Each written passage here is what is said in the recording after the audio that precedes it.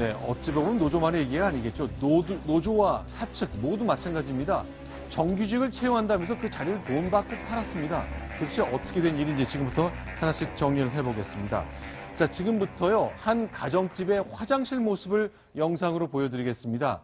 화장실이 보이고요, 그 천장의 모습이 보일 텐데 관련된 영상 보면서 이야기 소개해드리겠습니다. 먼저 돈봉투를 봤는데, 자, 먼저 이 화장실입니다. 작년 5월로 거슬러 가야 되겠네요.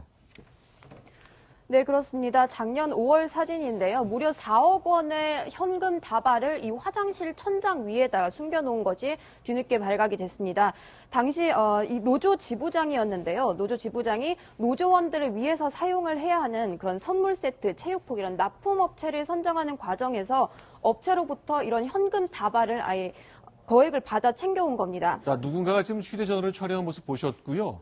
GM 자동차 노조 전 간부의 집에 가봤더니 천장에 이렇게 열어보면 여기서 현금 4억 원이 나왔더라.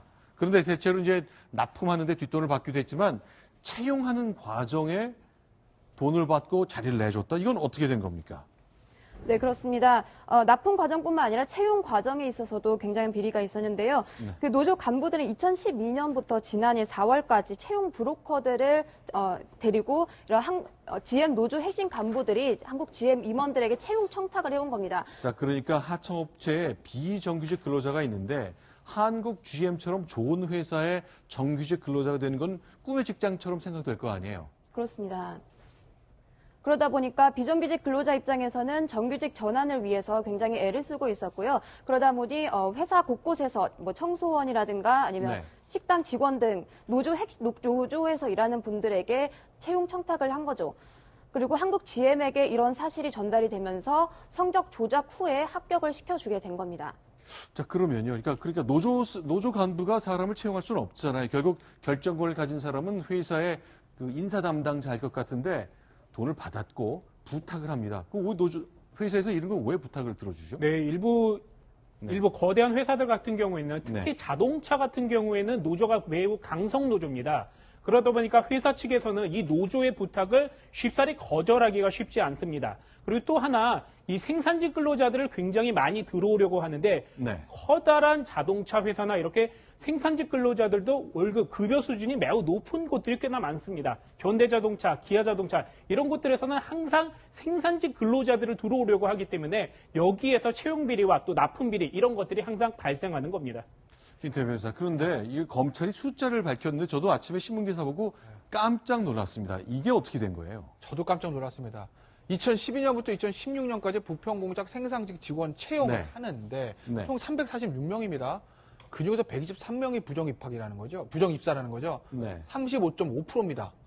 3분의 1이 그 당시에 생산직 직원, 그러니까 뭐 신입사원 채용뿐만 아니라 이거는 네. 비정규직에서 정규직을 전환하는 그 채용을 얘기하는 거거든요. 네. 그중에 30%가 저렇게 돈을 주고 들어왔다라는 건데 네. 저 정도 되면 사실 저 노조의 도덕성에 엄청난 타격이 있는 거 아니겠습니까? 그러니까 노조가 사실 항상 사측과 교섭을 할 때 뭐라고 그러냐면 사측이 어떤 도덕적인 문제들, 비도덕성 이런 것들을 지적을 합니다. 왜 사측 너희들만 배만 불리고 이 어려운 노동자들 이렇게 어렵게 사는데 왜 사측 너희들은 그러냐라고 얘기를 합니다. 근데 정말 노동자들은 힘들게 사는데 그 협상을 진두지휘하는 노조 간부들은 저렇게 뒤로 배불리고 있었던 거 아니겠습니까? 저 도덕성에 흠집이 간 저 노조, 저 GM 공장 노조에 대해서 이번에 문제가 밝혀졌는데 과연 저 GM의 부평 공장에만 저런 문제가 국한된 것인지 네. 아니면 다른 대형 업체의 어떤 노조에도 저런 문제가 있는 것은 아닌지 이번 기회에 한번 검찰이 대대적으로 수사를 해야 되지 않나 저는 그렇게 봅니다. GM 대우라면 미국의 GM 자동차가 소유한 회사이기 때문에 이런 것도 다 미국의 본사에 보고될 것 같거든요. 자, 이제 기가 막혔을 것 같네요. 네, 그렇습니다. 이 사건의 가장 핵심은 노조 간부들이 그 대기업의 임원들과 결탁해서 대규모 채용 비리를 저질렀다는 사실인데요. 사실 노조 간부들이 이런 채용 비리에 직접적으로 연루된 사건이 크게 많이 이슈가 된 적이 없기 때문에 이번 이렇게 대규모로 드러난 사건은 처음이라고 볼 수 있겠습니다. 마늘밭에서 5억이 숨겨져 있다 이런 얘기 들었지만 누구 가정집의 화장실 위쪽에 4억 원의 현금 뭉칫돈이 들어있었다는 거 영화나 드라마 속의 장면인 줄 알았더니 실제 벌어지고 말았습니다.